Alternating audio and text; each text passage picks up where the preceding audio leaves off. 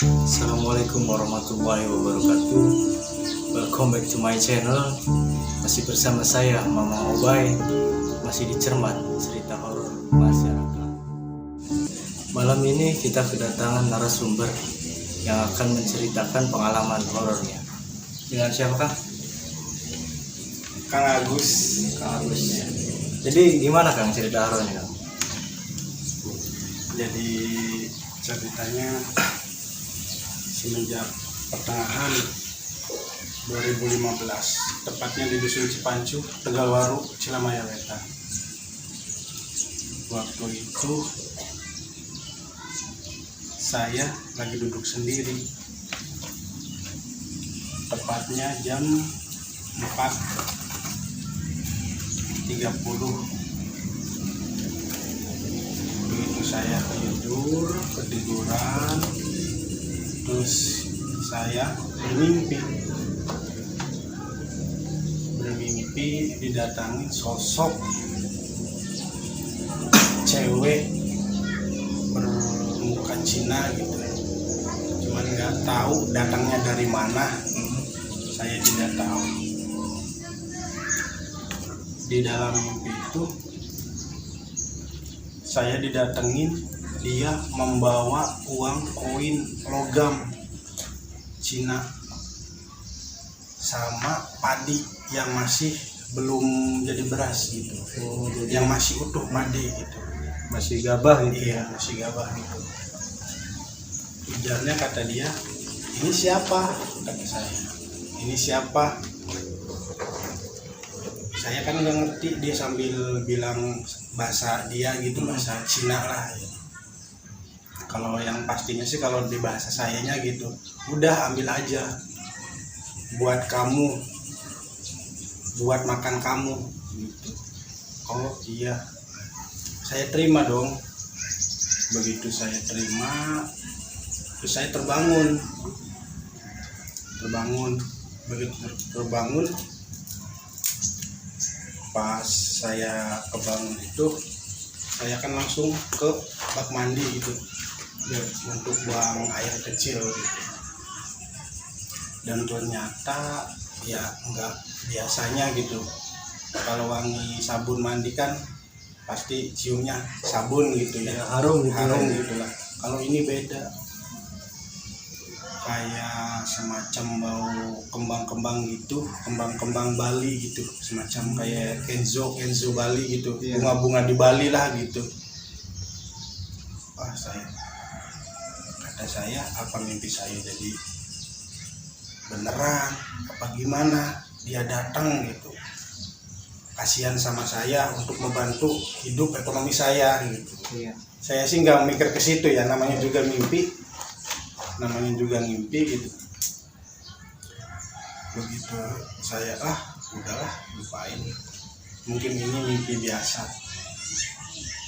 Saya mandi sore, dengan singkatnya gitu ya, terjadi lagi jam 1 malam. Pada malamnya lagi ya. Pada malamnya lagi. Semenjak sore saya mimpiin, malamnya tepat jam 1.45, hampir jam 2 kurang, saya sambil ngerokok, ngopi gitu, tepatnya di belakang dapur lah, dekat kamar mandi. Begitu saya ngopi dengan santai, emang dia datang lagi, Wanita tersebut yang hidup Cina itu. Cuman dia datangnya hanya sepintas gitu, hanya sepintas, cuman lewat menghilang.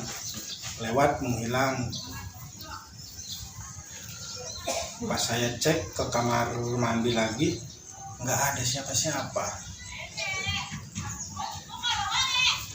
Begitu saya duduk lagi, ngecek lagi, ada lagi, ke bak mandi lagi, tepatnya di WC gitu. Sekarang beda lagi, larinya ke WC. Saya kejar lagi, tetap nggak ada gitu.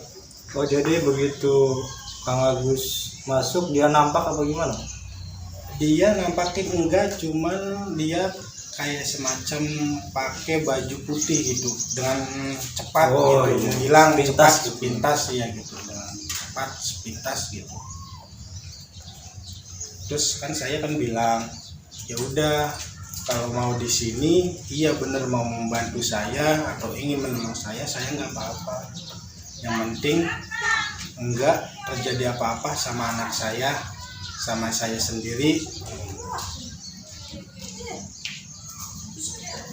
Pas udah gitu besoknya lagi saya nanya ke tetangga saya, saya cerita sama tetangga saya gini. Kata tetangga saya, emang iya benar ada. Berarti kan bukan saya doang gitu, bukan saya doang yang lihat benar. Dia, kata tetangga saya, dia mirip orang Cina, kadang sepintas mirip nenek-nenek bungkuk, ininya bungkuk nenek-nenek sambil bawa sapu gitu. Oh iya. Diamnya di ada di belakang rumah saya itu ada karang-karang kecil gitu ya, kan ada pohon bambu, Ya, pekarangan di situ. Pekarangan di situ. Diamnya di situ pada tangga saya. Kirainnya saya sendiri yang merasakan hal itu, rupanya tangga pun ikut. Pada ngelihat ya, Yang pada ngelihat emang. Pas begitu 1 minggu menjelang kejadian itu, saya waktu itu jualan apa itu? jualan sate Marangi. Begitu saya jualan emang biasanya sepi atau gimana, kadang sepi, kadang namanya orang jualan ya, ada sepi atau kok selama 2 minggu ke depan jualan saya rame terus gitu. Semenjak saya mimpi dikasih uang koin logam Cina sama duit sama padi yang masih utuh gitu. Kok rame terus? Kan saya pikir-pikir, apa iya ini dibantu sama yang saya mimpiin itu gitu. Saya masih tanda tanya. Iya. Gitu. Terus ke depan menjelang 1 minggunya lagi terjadi sama anak saya yang perempuan. Terjadi hal-hal yang terjadi hal yang aneh lah gitu, tepatnya di rumah saya, di rumah lama saya gitu. Anak perempuan tuh mau buang air kecil ke bak mandi, padahal posisi saya di depan lagi lihat televisi. Pas begitu anak saya, ya katanya tadi yang ke kamar WC katanya ayah bukan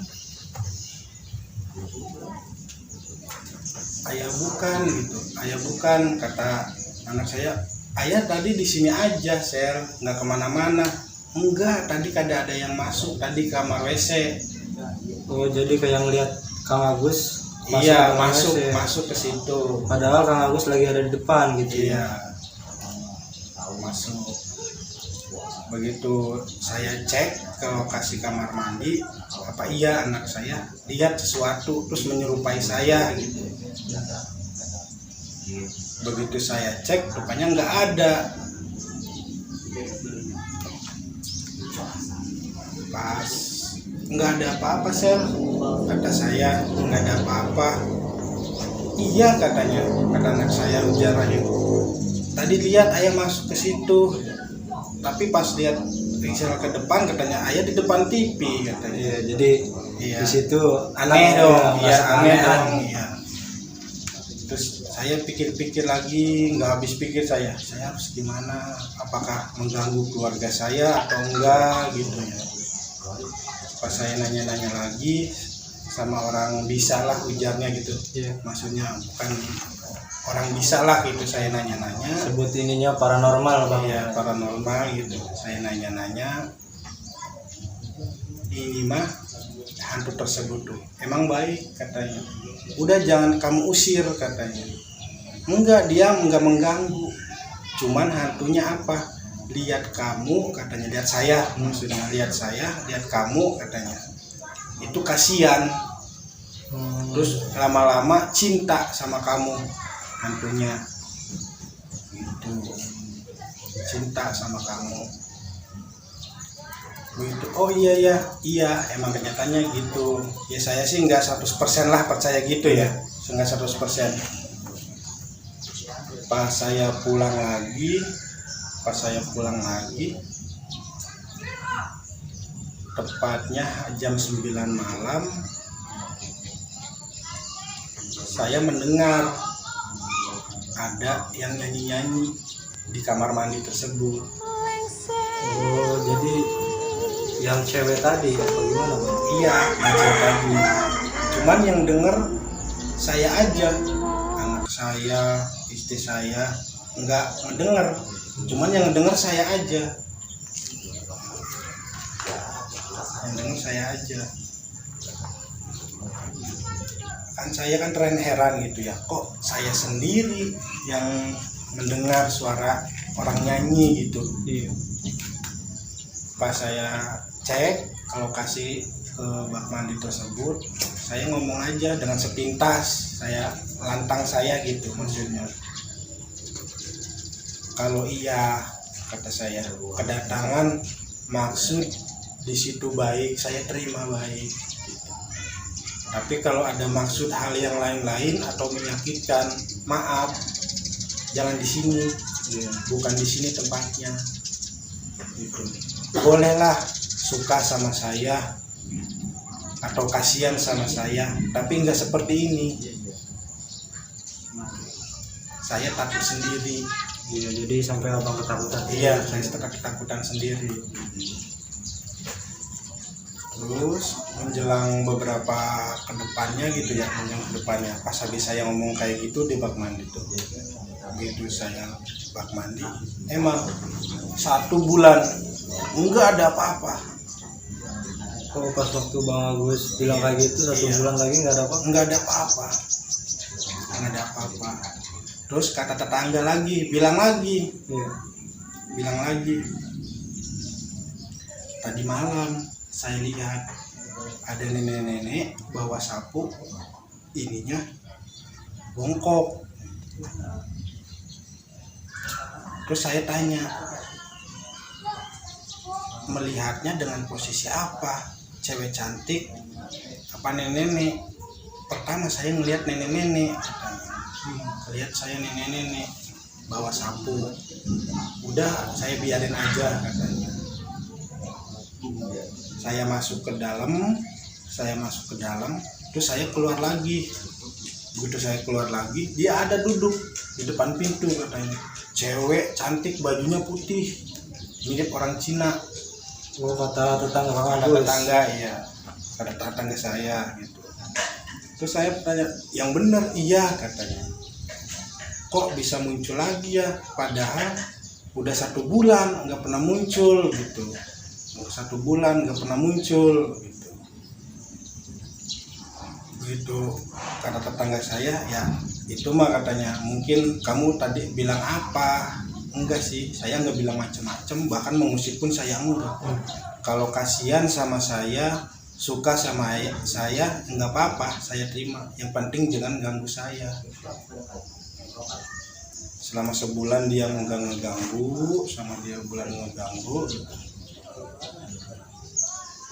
Terus ada lagi beda, ada suara, yaitu suara kayak orang mendengkur, tapi gimana ya, mendengkurnya tidak selayaknya orang mendengkur gitu, keras banget, mendengkurnya keras banget gitu. Kira-kira itu waktu jam berapa, Kang? Itu posisinya saya habis pulang jualan sekitar jam 11 lah. Posisi semua udah pada tidur. Saya bikin kopi sambil ngerokok di dapur. Dapur saya kan, rumah lama saya kan dapurnya kok gede gitu ya. Jadi bisa sambil santai gitu. Begitu ada suara mendengkur, siapa yang mendengkur nih? Saya periksa ke dalam. Pas saya periksa ke dalam, ternyata tidurnya semua. Saya kembali lagi ke dapur. Pertama suaranya gede, dengkur kayak orang mendengkur, tapi mendengkurnya aneh gitu. Mendengkurnya aneh, begitu mendengkur suaranya gede keras. Terus lama-lama saya dengerin, jadi suaranya tuh dikit demi sedikit menghilang. Iya, dikit demi sedikit tuh menghilang, mendengkur.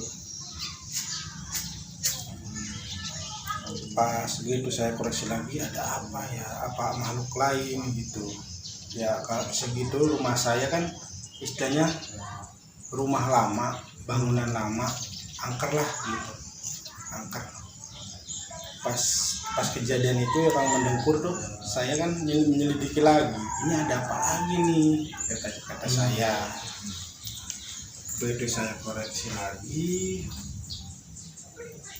besoknya lagi saya seperti biasa gitu ya, seperti biasa saya jualan apa gimana gitu. Terus begitu tengah malam saya bermimpi sosok orang yang saya kenal yang sudah meninggal datang kepada saya. Kan di rumah lama saya kan di sampingnya kan itu kan ada bekas rumah, itu rumah kosong. Tadinya kan ada penunggunya, suami istri gitu, duaan. Anaknya ada yang di Tangerang, ada yang di bagian dusun Cipacu tapi jauh gitu. Tapi orangnya udah meninggal semua di situ.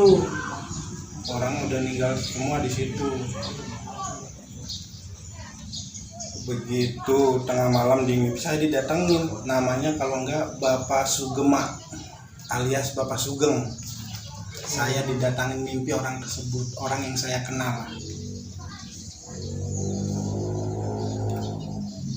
Begitu di mimpi saya,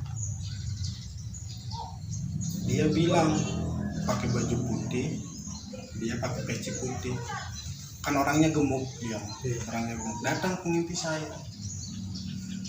Kan dia kan selama hidupnya dia kan kalau manggil saya Jang gitu ya, Jang katanya, sehat kata saya, sehat Pak kata saya. Oh iya sehat ya. Nih katanya, ada peninggalan Bapak, lupa dibawa sama Bapak. Peninggalan dalam arti Bapak Sugema gitu di dalam mimpi saya. Bapak pulang katanya, ada satu benda lagi nggak kebawa sama Bapak katanya. Benda apa Pak? Udah dipegang aja katanya. Udah dipegang aja, tapi jangan buat mainan cewek. Kalau mainan cewek ntar fatal gitu.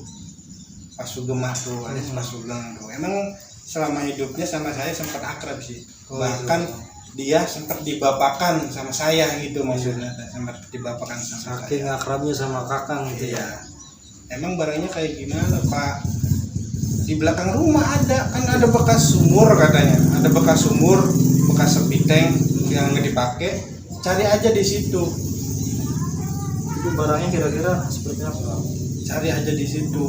Jadi barangnya katanya, barang tadinya ada dua, yang satu ada yang nemuin, bukan orang sini katanya, bukan orang sini gitu, di dalam mimpi saya tuh. Emang orang mana yang nggak tahu, ada yang nemuin satu, bukan orang sini. Terus satu lagi, daripada diambil sama orang yang nggak Bapak kenal, udah kamu ambil aja. Dalam mimpi saya, Bapak Sugema tuh, alias Bapak Sugeng tuh. Begitu saya selidiki, saya bangun dong. Begitu didatengin mimpi itu, saya kebangun. Jam berapa? Jam 3. Jam 3 malam. Iya. Jadi jam 3 malam, posisinya kan rumahnya kan kosong. Bekas suami istri Pak Sugeng sama Ibu Saimah tuh, Iya. kosong. Tadinya bangun tidur saya mau langsung ke situ. Tapi gimana? Saya sendirian. Saya takut, dalam hati saya takut. Iya, dalam hati saya takut. Menjelang 1 minggu, bahwa semenjak saya kedatangan di mimpi saya tuh suruh diambil, 1 minggu saya nggak diambil. Bahkan dikoreksi sama saya tempatnya, saya enggak. terjadi lagi, saya habis jualan, ngopi lagi saya di depan rumah saya, di depan rumah saya, ada semacam kayak sinar kunang-kunang gitu, warna hijau, tapi dia nggak terbang, dia lompat kayak kodok. Lompat-lompat di tanah. Iya, di tanah-tanah lompat. Larinya kemana nih? Larinya ke rumah tersebut. Ke rumah Bapak Pasugema tadi. Iya. Jadi saya takut. Ya udah saya masuk ke rumah aja. Begitu masuk rumah saya pindah ngopi di belakang. Gitu. Begitu pindah ke belakang, semenjak kopi saya belum habis gitu ya. Kopi saya belum habis gitu ya. Ada anak saya yang laki-laki. Waktu itu dia umur hampir 3 tahun lah. Kecil bang. Iya katanya. Mau pipis, anter, takut. Ya, ayo. Pas begitu masuk ke WC, saya nanya sama anak saya, namanya Abijah, kamu mendengar suara orang mendengkur enggak? Ini bukan mimpi, ini real. Iya, real. Begitu enggak katanya ya, enggak. Yang bener iya enggak. Emang ada apa? Ya udah enggak apa-apa. Begitu ya udah kamu masuk lagi sana. Saya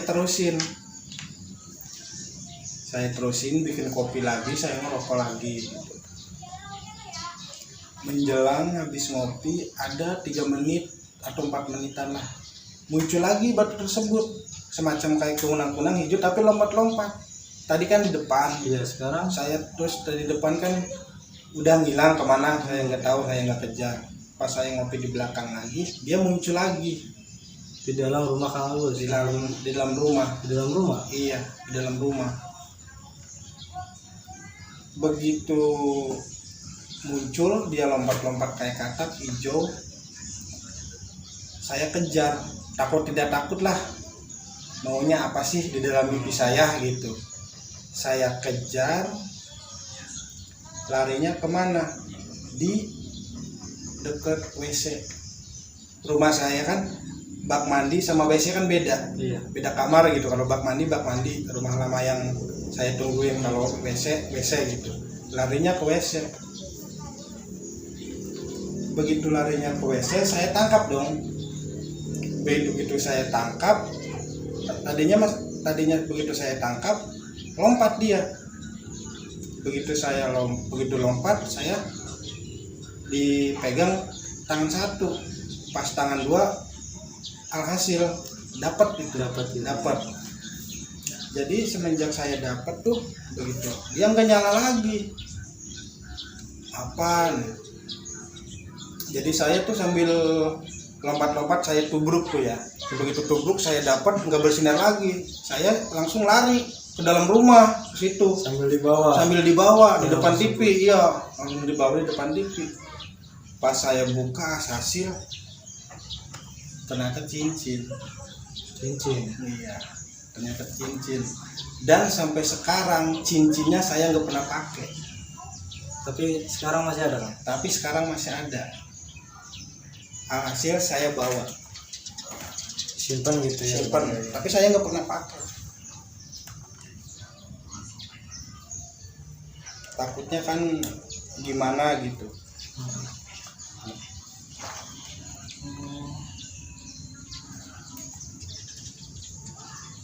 Tunjukin ke pemirsa, mungkin pemirsa ada yang mau lihat cincin apakah itu. Seperti batu ini. Saya sendiri juga nggak tahu buat gunanya apa itu. Kalau di batu mah kayak batu Sulaiman ini Kang. Iya. Tapi tadinya bersinar hijau, sekarang jadi coklat kayak gini. Iya. Ya begitu saya dapatin cincinnya ini tuh. Begitu saya dapat cincinnya, dia nggak pernah kembali ke mimpi saya. Ya udah saya ini aja lah. Mungkin dia mau ngasih saya ikhlas, saya ngasih yang lebih buat dia, yaitu semacam apa, saya beri dia hadiah. Doa gitu. Di habis sholat saya beri kasih hadiah saya, almarhum dia Sugema alias Pak Sugeng, terus istrinya Ibu Imah gitu.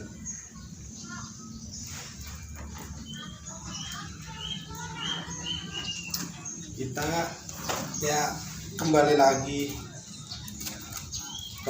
sama yang tadi, yang hantu gaib yang mirip orang Cina. Oh iya yang tadi cewek gitu ya. Iya. Kan tadinya kan saya kan dulunya gitu, rumah itu kan ditawar-tawarin mau dijual gitu. Saya nggak mandang angkornya, saya takut terus saya jual, enggak. Emang rencananya saya sama orang tua saya udah minat rumah itu mau dijual. Udah ada niatan mau dijual ya. Pas udah kejual, saya pindah bikin rumah yang baru. Ternyata dia sempat ikut saya 1 bulan ke rumah yang baru. Si perempuan tersebut. Iya. Cuman dia datangnya lagi ke rumah baru saya tidak lewat mimpi, cuman lewat seperti biasa. Kalau lewat kayak kilat gitu. Iya. Pakai baju putih. Sepintas melayang Iya, gitu ya. Sepintas melayang.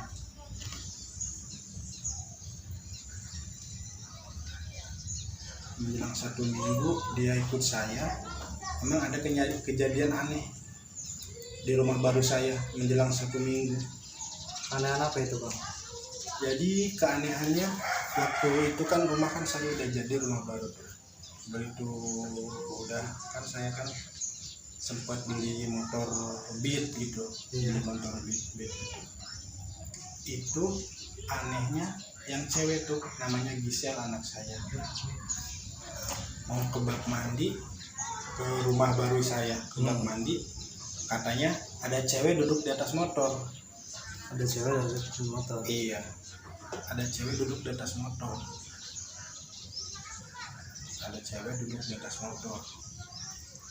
Sepenglihatan anak tersebut. Iya, anak saya begitu ya katanya.